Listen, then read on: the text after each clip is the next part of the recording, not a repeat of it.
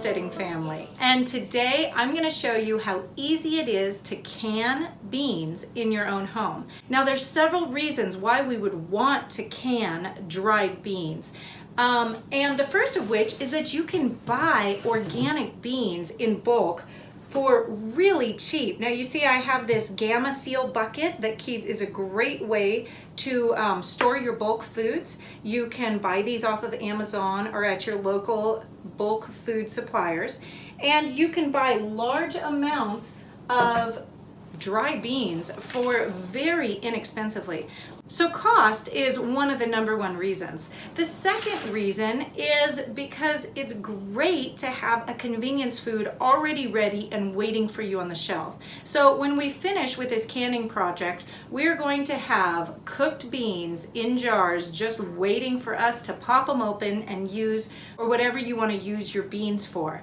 But the third and probably the most important reason why we want to can our own beans at home is because beans that you buy in cans from the store have not been properly prepared. That means they have not been soaked long enough to neutralize the phytic acid.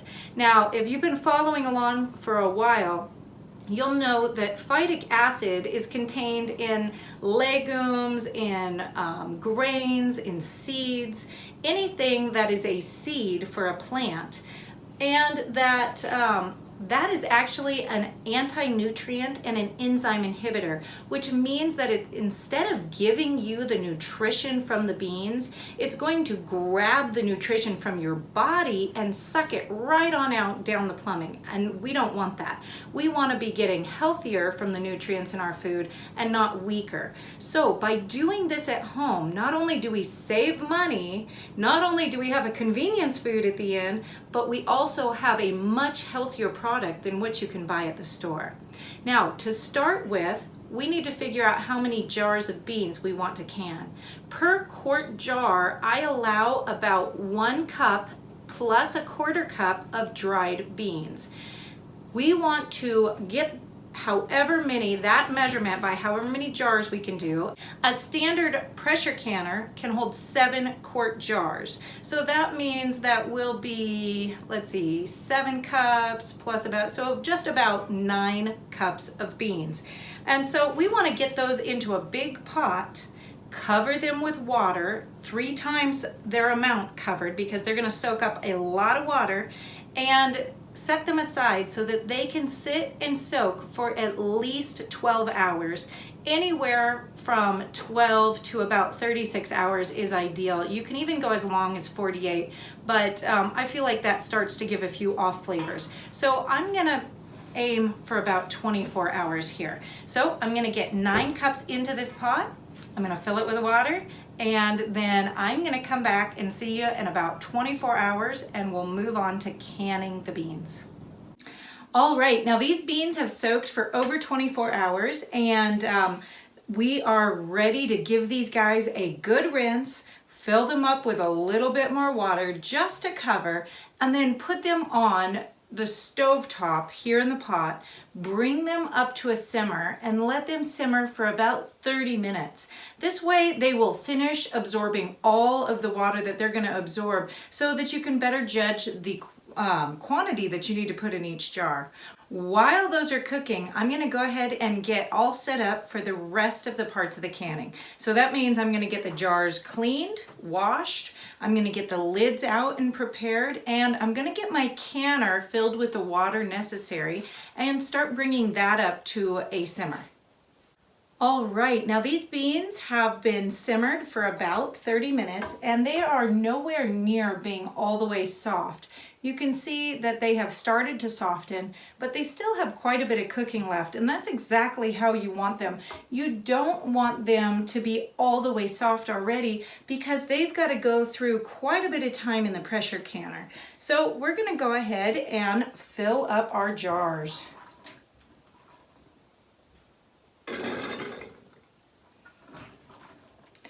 And beans are one of those things that you really want to give a pretty good headspace to.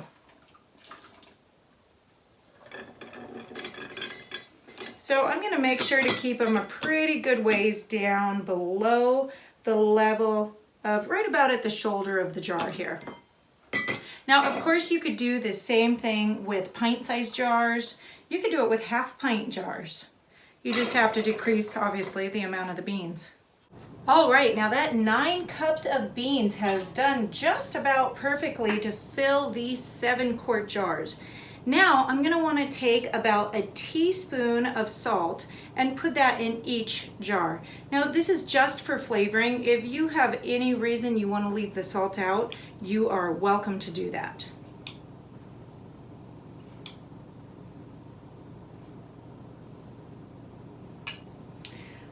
All right, now we want to make sure that we have liquid filling the jars all the way up to the shoulder of those jars too. Again, leaving a good 1 to 1.25 inches of headspace for beans, as they really do tend to overflow.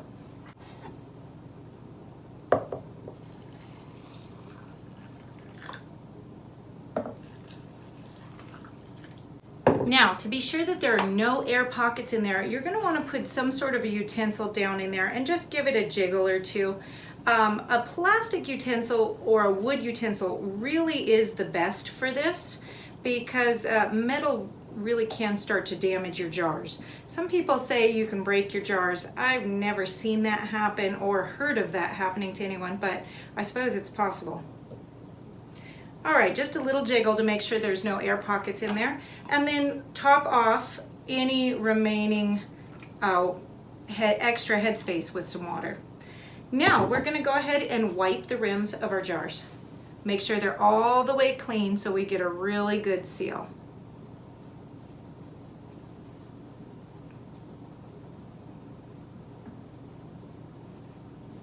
Then I use a clean, dry finger and I run my finger over it, feeling for any nicks, any maybe grains of salt that stuck there and didn't get wiped off in that first wipe.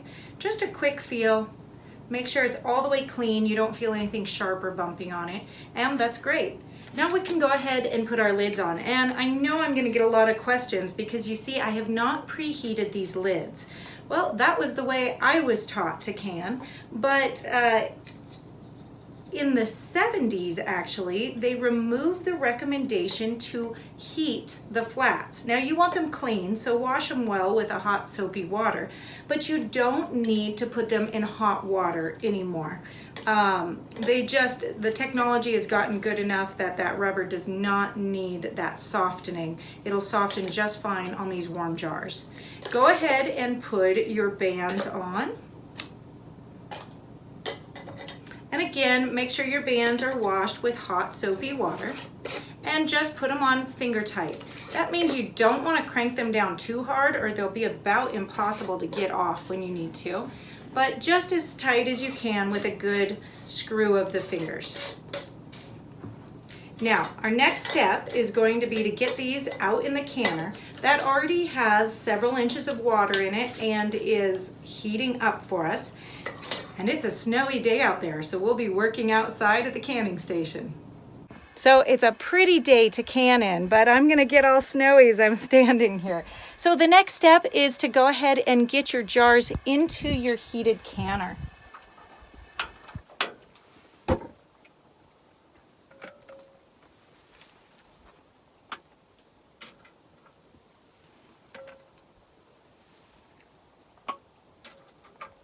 All right, now we're gonna go ahead and get our lid on our canner.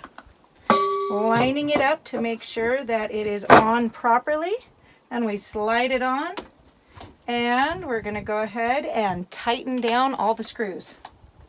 Make sure that your weight is removed when you start canning because you need to evacuate that steam. Go ahead and turn your pressure canner, the heat back on. Make sure you set it at a low setting so that it doesn't build up and get going too quickly, which can cause problems for the food inside the jars. Go ahead and set yourself a timer so that you remember to check it in just a few minutes. Otherwise, you might, like me, forget that you're canning, and that could be a mess. So we'll see you back in just a few minutes.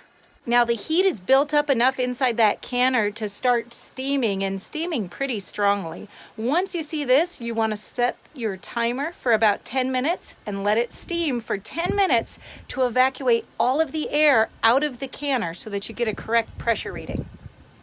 Okay, our 10-minute timer just went off, so it's time to go ahead and cover up that pressure release valve that the steam is coming out of with our weight. Now I'm using a jiggler, which means that it has 3 different weights. I'm above sea level significantly, so I'm going to use the 15 pounds. If you're at sea level to about 1,000 feet, then you go ahead and use the 10 pound. And carefully, without burning yourself, you just drop it right on over there. It's actually not as hard as it looks. Now we're going to let our pressure rise. You have a choice of using your pressure gauge or a jiggler. You want to use one or the other when you're trying to determine what the temperature is and what the pressure is. You don't want to compare the two against each other. Choose one and go by it. If you're using your pressure gauge over here, you'll want to make sure that you've had that tested annually to make sure that it's correct. They often do that at your county extension office. If you're using the weighted gauge to test your pressure and to tell how high your pressure is, you don't have to have that tested because the weight doesn't ever change. Remember, it's best to come up to the correct pressure slowly so that you don't overshoot the pressure by having your canner too hot and then end up dropping it too low while you're trying to adjust it. Bring it up slowly and it's a lot easier to get it stable and right at that pressure that you want it to be at for your entire canning time. All right, my goal pressure for my elevation is about 15 pounds, just a little bit under. So you can hear my jiggler's jiggling, and I can tell that I'm probably just a little bit high because it's jiggling a little bit fast. So I'm going to just drop that temperature down just a hair. Don't adjust it too quickly. Once you feel like your temperature is at the right spot, make sure you keep a real close eye on your canner for about the next 10 to 15 minutes, making any adjustments that you need in order to get it stable. After you get it stabilized, make sure you set a timer so that you check on it about every 10 minutes.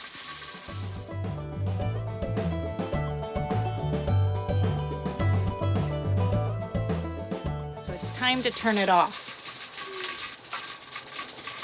Now, what's important to notice is that you want to make sure that this pressure comes down all the way naturally. Don't sit here and hit the jiggler, don't remove the weight or anything like that, but let this sit completely undisturbed until the pressure goes all the way down to 0. Now the pressure has come all the way down to 0, and that took about 20 minutes. Now I can remove the weight. I'm going to give that about 10 more minutes to go ahead and equalize all the way in pressure. As you can hear, it's still letting off just a little bit. And then I'm going to go ahead and open up my canner, and I'm going to take the jars out very carefully, and I'm going to take them inside so that they can cool all the way. All right, here I have my hot jars that I've just removed from the canner, and I'm going to set them out on a towel spaced a little bit apart from each other so they have some room for air circulation. And I'm going to try not to bang them or bonk them together because at this point the seals are still pretty sensitive. So I'm going to go ahead and leave these here for about 16 hours to be sure that they cool all the way down, and that'll give a chance for those seals to go ahead and seal on there really solidly. All right, well, these jars have been cooling down for about 16 hours now, and so I'm ready to go ahead and wrap them up to get ready to put on the shelf. So what you want to do once these have cooled all the way down is to go ahead and remove the rings. Now, I know that this makes a lot of people nervous, but if your lids are being held on by the rings once your jars have cooled down, it means that your cans have not properly sealed. The lid should be held on because of the vacuum that was created inside of the jars. These now have no more work to do. You are done with these. So it is your choice on how to store them. What you want to do is go ahead and make sure you wipe down your jars. You can even run them under warm water in the sink to make sure you get off any little sticky bits, anything from the canner, any little bits of food that came out. Ideally, you won't have any of that, but sometimes it does happen. Then you're going to want to dry them off. Now, like I said, don't be afraid to run these under warm water in the sink. You don't really want to use very cold water, and you don't want to use very hot water, but warm water will be just fine. And just get these all cleaned up.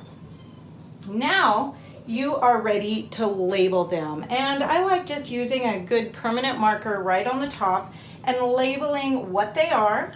In this case, I'm just writing black beans. And I always write the year. And you know, that may seem unnecessary depending on your canning system, but things can get lost back in your cabinets, and it's nice to know what's the oldest, what's the next oldest. That way you can set up a rotational system for using your jars. Now you are ready to get these on your shelf and use them whenever you need some beans. Take care, you guys. Goodbye.